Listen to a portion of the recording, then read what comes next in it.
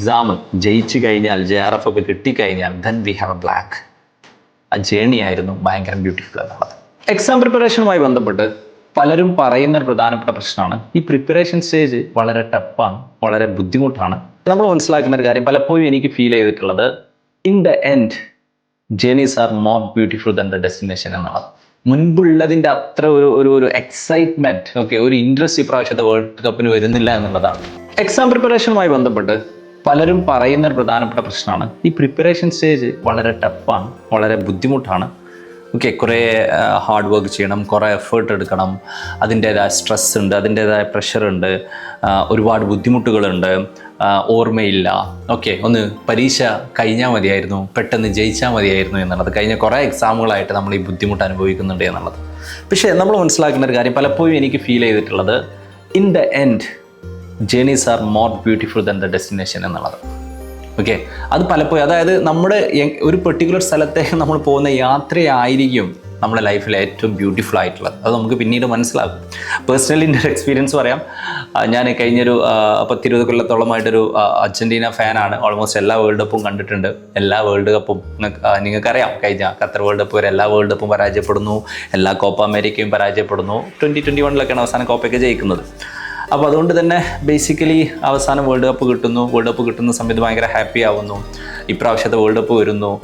പക്ഷേ ഇപ്രാവശ്യത്തെ world cup ഒരുപാട് 2006 മെസ്സി തുടങ്ങുന്ന സമയത്തൊക്കെ വേൾഡ് കപ്പ് കാണാൻ തുടങ്ങിയ ഒരാളാണ്.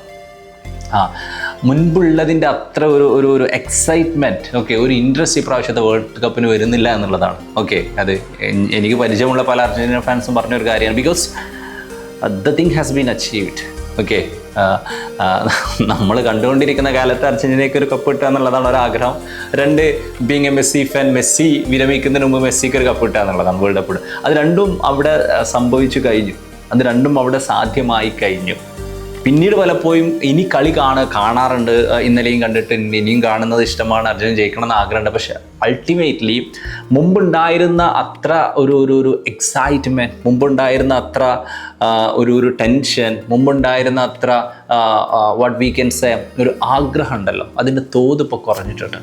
അപ്പോൾ ഇപ്പം ഇങ്ങോട്ട് ഫീൽ ചെയ്യുന്നു അർജന്റീന ജയിക്കേണ്ടിയില്ലായിരുന്നു. The journey was more beautiful. ഓരോ കളി കാണുന്നു, ആ കളി ടെൻഷൻ ആവുന്നു, ജയിക്കുമെന്ന് തോന്നുന്നു, അടുത്ത ക്വാർട്ടർ എന്താവുന്നു തോന്നുന്നു, റിസൾട്ട് എന്താവുന്നു, ആദ്യം തന്നെ ഓരോരോ ആരോടൊക്കെ കളിക്കുമെന്നുള്ളതിൻ്റെ ഫ്ലോ ഉണ്ടാവുന്നു, ഓരോ കളിക്കാരെക്കുറിച്ച് അറിയുന്നു. ഇപ്പോഴും കളി കാണുന്നുണ്ട്, പക്ഷെ എല്ലാ കളിക്കാരെക്കുറിച്ചൊക്കെ വേൾഡ് കപ്പ് ആയതുകൊണ്ട് പലരെയും കുറിച്ച് അറിയാം, പക്ഷേ ആ ഫ്ലോ നഷ്ടപ്പെടുന്നുണ്ട് എന്നുള്ളതാണ്. It happens. ഇത് ഞാൻ പറയുന്നത് ഞാനൊരു ഫാനാണോ ഫാനല്ലേ എന്നുള്ളതുമായി ബന്ധപ്പെട്ടിട്ടല്ല. മുമ്പ് പലരും എന്നോട് പറഞ്ഞിട്ടുണ്ട്, എക്സാം ജയിച്ചു കഴിഞ്ഞാൽ JRF ഒക്കെ കിട്ടിക്കഴിഞ്ഞാൽ then we have A black. ആ ജേണി ആയിരുന്നു ഭയങ്കര ബ്യൂട്ടിഫുൾ എന്നുള്ളത്. അപ്പോൾ നിങ്ങൾ എന്തിനു വേണ്ടിയിട്ട് പരിശ്രമിക്കുകയാണെങ്കിലും, അത് വേൾഡ് കപ്പ് കിട്ടാൻ വേണ്ടിയിട്ടാണെങ്കിലും JRF കിട്ടാൻ വേണ്ടിയിട്ടാണെങ്കിലും പരീക്ഷ ജയിക്കാൻ വേണ്ടി, ആ പ്രോസസ്സ്, അതിൽ ടെൻഷൻ ഉണ്ടാവും, ബുദ്ധിമുട്ടുകൾ ഉണ്ടാവും, സങ്കടങ്ങൾ ഉണ്ടാവും, സെറ്റ് ബാക്കുകൾ ഉണ്ടാവും. അത് പരമാവധി എൻജോയ് ചെയ്യുക, അത് പരമാവധി എക്സ്പീരിയൻസ് ചെയ്യുക. Because in the end once you qualify you will definitely miss that. അപ്പോൾ നിങ്ങൾ ഒരുപാട് അത് എക്സ്പീരിയൻസ് ചെയ്തിട്ടുണ്ടെങ്കിൽ you will not miss that. അപ്പോൾ നമുക്ക് എല്ലാവർക്കും നമ്മുടെ ഡെസ്റ്റിനേഷനിലേക്ക് എത്താൻ സാധിക്കട്ടെ. ആ ജേണിയും അടിപൊളിയായിട്ട് എൻജോയ് ചെയ്യാൻ സാധിക്കട്ടെ.